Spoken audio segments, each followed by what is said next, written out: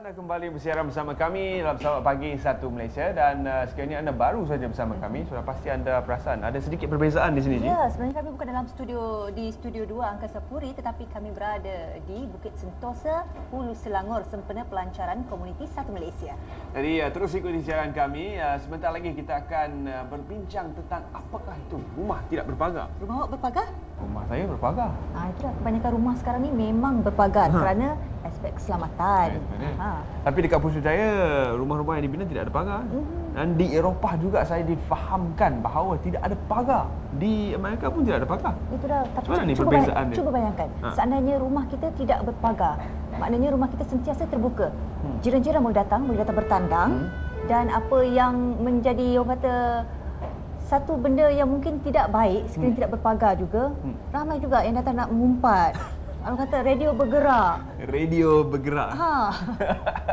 Baik, kita akan bersama dengan tetamu kita seperti biasa, pakar motivasi, perunding motivasi kita, Encik Muhammad Fazli Abdul Manaf. Terima kasih kerana bersama kami. Sama-sama. Jauh datang terus. Jauh datang juga lah, tapi tak apa, mengembara. Jadi Kongsi ilmu. macam mana tu? Rumah yang tidak ada pagar. Rumah yang ada pagar. Apa perbezaannya? Okey, terima kasih Terence, terima kasih Ji. Assalamualaikum warahmatullahi wabarakatuh dan salam satu Malaysia. Pertamanya, pagi ini saya cukup bertuah kerana berada di Bukit Sentosa yang sangat sentosa. Aman, sentosa. Alhamdulillah, syukur.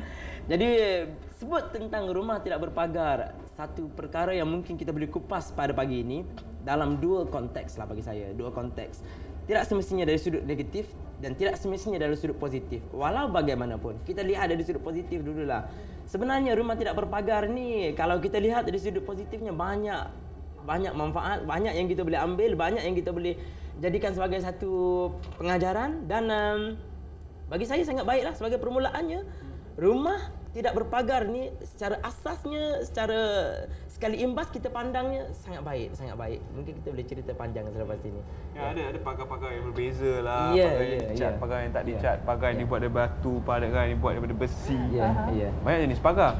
Tapi kenapa dikatakan ada lebih baik, ada lebih buruk? Ya. Okey, pertamanya kita lihat dari sudut positifnya lah dulu. Kita lihat dari sudut positifnya rumah tidak berpagar ini. Rumah tidak berpagar. Kita lihat dari sudut positifnya melambangkan semangat kejiranan yang tinggi. Kita bercakap tentang komuniti Satu Malaysia. Hari ini ialah pelancaran komuniti Satu Malaysia. Kalau kita benar-benar ingin membentuk satu komuniti yang berkualiti, saya ulang ya, kalau kita benar-benar bercita-cita untuk membina satu komuniti yang berkualiti, mungkin satu hari nanti kita idamkan wujudnya sebuah negara Malaysia yang mempunyai komuniti yang rumah-rumahnya tanpa berpagar. Sebab jiran-jiran itulah pagar sebenarnya untuk kita. Kalau kita lihat di jimat ruang. Ya, kalau kita lihat di kampung-kampung kan, kita lihat di kampung-kampung rumah tak berpagar, tapi kenapa rumahnya selamat? Betul. Kenapa rumahnya selamat? Kenapa pencuri takut untuk mencuri atau merompak? Sebab jiran-jiran itulah mata dan telinga. Jiran-jiran itulah pagar. Sedangkan kita di bandar ni kadang-kadang lori letak di depan rumah, barang diangkut sepenuhnya, jiran sebelah tak tahu pun, mungkin jiran berpindah kot. Rupa-rupanya satu rumah telah disapu bersih oleh orang-orang tertentu lah kan. Jadi dari sudut positifnya, kalau mampu kita bina satu komuniti rumah tanpa pagar, rumah tidak berpagar, bermakna kita telah melahirkan satu komuniti yang jiran-jiran ialah pagar kepada jiran-jiran.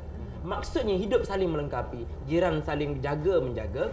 Dan bagi saya, bila rumah tidak berpagar, antara jiran dia tak ada halangan hidup. Dia tak ada barriers, tak ada halangan. Lebih akrab, lebih rapat, kemesraannya lebih terjalin. Bila-bila masa ya kita boleh nampak sebenarnya pagar ni satu halangan. Pagar ni sebenarnya satu halangan. Apatah lagi di bandar-bandar sekarang ini dah jadi satu trend perlombaan membina pagar-pagar yang cantik dan tinggi. Tembok lagi. Seolah-olah kalau boleh tak ada manusia yang boleh lihat kita berada dalam rumah di sekeliling kiri kanan kita. Sebenarnya kita membina halangan. Kita makin membina halangan antara kita dengan orang sebelah. Dan malah dengan pagar itu sebenarnya kita menunjukkan status kita. Apa perasaan jiran sebelah bila pagar rumah kita tu lebih mahal daripada rumahnya? Pagar rumah kita lebih mahal daripada rumahnya. Apa perasaan jiran sebelah? Makin menimbulkan mewujudkan satu jurang atau tembok lah sebenarnya. Jadi dari sudut positifnya bagi saya kita boleh lihat lagi lah banyak perkara yang sudut positifnya. Tapi itu komuniti yang ideal. Itu adalah satu ideologi yang saya rasa mungkin kita idamkan, tapi kita tidak kesampaian lagi ke arah itu. Jadi dalam pada kita mencari konsep ideal ni, komuniti satu Malaysia di mana tidak ada pagar rumahnya, kita akan sampai ke tahap seperti yang Cik katakan tadi, ada radio bergerak. Itu yang kita tak mahu. Itu sudut negatifnya. Itu sudut negatifnya. Di kampung-kampung pun sama berlaku dalam keadaan rumah yang tanpa pagar tadi, yang seolah-olah tak ada halangan, tiada halangan antara jiran dengan jiran.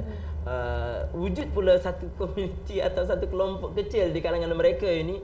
Kalau kita sebut radio bergerak, kalau saya juga suka sebut radio buruk. Radio buruk yang siarannya tak menentu. Yang siarannya tak menentu, tak berapa jelas. Cerita yang tak jelas itu dijaja-jaja ke seluruh antero kampung. Walaupun dia dengar sama-sama. Ya, kadang-kadang cerita tu tengok sekali imbas, itulah diceritakan ke sana kemari. Jadilah satu radio buruk. Satu sikap yang cukup tidak baik, yang sebenarnya seolah-olah seperti api di dalam sekam. Membakar semangat kejeranan yang ada. Dan mungkin boleh meruntuhkan kejeranan itu sendiri. Bila dah ada cerita-cerita yang tak manis diceritakan, disebarkan oleh radio bergerak tadi atau radio buruk tadi, menyebabkan ada yang mula timbul rasa tak senang hati dengan seseorang, bermasam muka dan akhirnya fitnah, memfitnah, ketupat. Biasanya dibuat musim raya saja. Ini ketupat sepanjang tahun. Ketupat yang tak boleh dimakan tu kan. Jadi budaya mengumpat ini kalau di segi agamanya ialah memakan daging saudara, kan? Memakan seolah-olah kita makan dia. Sebab itu dikatakan memfitnah itu lebih dahsyat daripada membunuh. Sebab melibatkan perasaan, melibatkan maruah seseorang. Jadi itu di sudut negatifnya.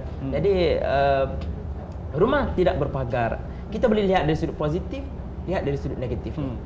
Tapi selalunya kita akan fikir, yang pertamanya kita akan fikir dari sudut negatifnya. Mungkin kita cakap bila rumah tidak berpagar, mungkin ramai juga yang sini, wah macam best, jimat kos dan sebagainya kan. Tapi untuk kita nak membina satu kediaman yang rumah tidak berpagar ni, tapi memerlukan jiran-jiran, komuniti setempat tu, supaya mereka memahami konsep rumah tak berpagar dan sikap mereka sendiri perlu diselarikan. Maknanya tidak mempunyai sikap hasad dengki, membawa cerita dan sebagainya.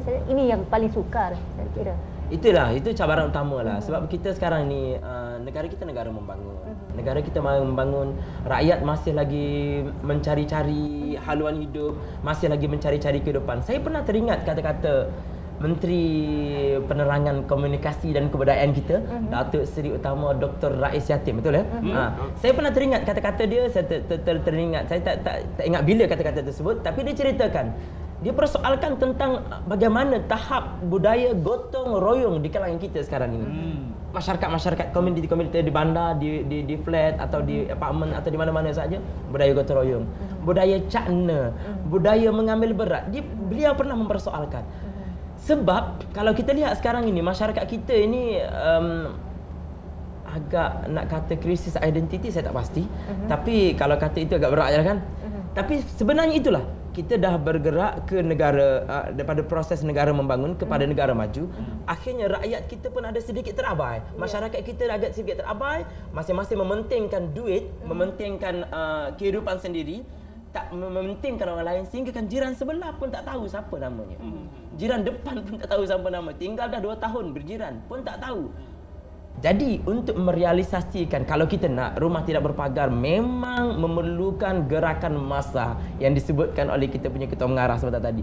Memerlukan gerakan massa, gerakan semua pihak daripada kepimpinan negara, medianya, kepimpinan masyarakat setempatnya, komuniti setempatnya, memerlukan gerakan keseluruhannya untuk kita bina satu masyarakat. Dan benda ni kita kena bergerak. Bagi saya kita kena bergerak. Kita tak boleh biarkan masyarakat kita sekarang ini dalam keadaan sekarang ini, sebab kita bimbang lahir satu masyarakat yang satu hari nanti akhirnya engkau aku-akulah.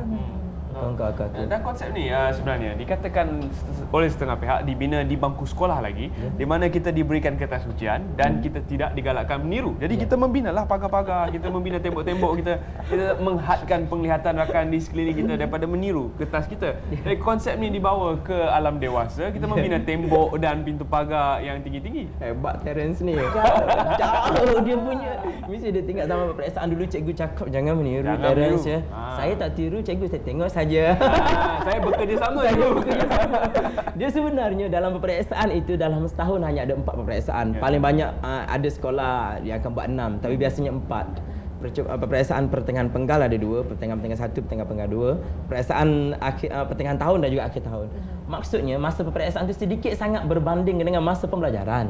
Sehari kita ada 6-7 jam sehari belajar yang memerlukan kolektif, memerlukan kerjasama. Setiap aktiviti dilaksanakan secara berkumpulan. Maksudnya yang masa peperiksaan itu tak apalah. Masa peperiksaan itu sebenarnya kita nak terapkan budaya integriti. Budaya